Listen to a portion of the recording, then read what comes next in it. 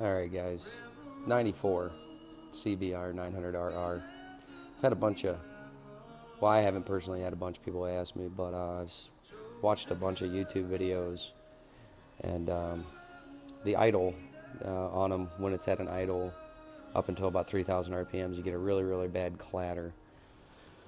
What the problem is the timing chain usually goes bad on them and they jump time.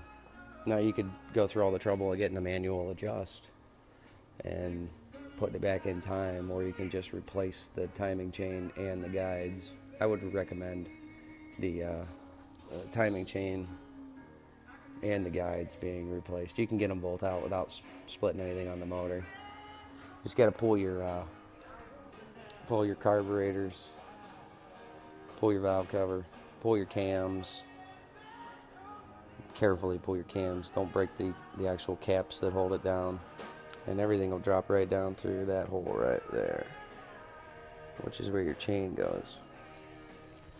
Down here you'll have a couple of small pieces, nothing fancy. Obviously your side cover needs to come off. You have your timing plate for your pickup, and then there's one bolt here, and then there's one bolt on the back side of the head for the guides to take those off. Timing chain actually doesn't look bad, but it's just stretched. It's not kinking or anything. Like I said, when you do these, make sure that you take your time, because these are numbered for the torque orientation. Just try to bust them loose at the same time. Each one of them, 1, 2, and then it'll be the outside, be 3 and 4, 3 and 4, and then you're going to jump around a little bit, and then your last ones.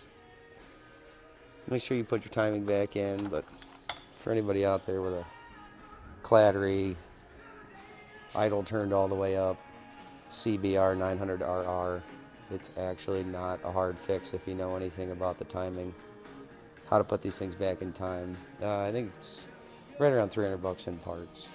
That's what the gaskets and the chain and the guides.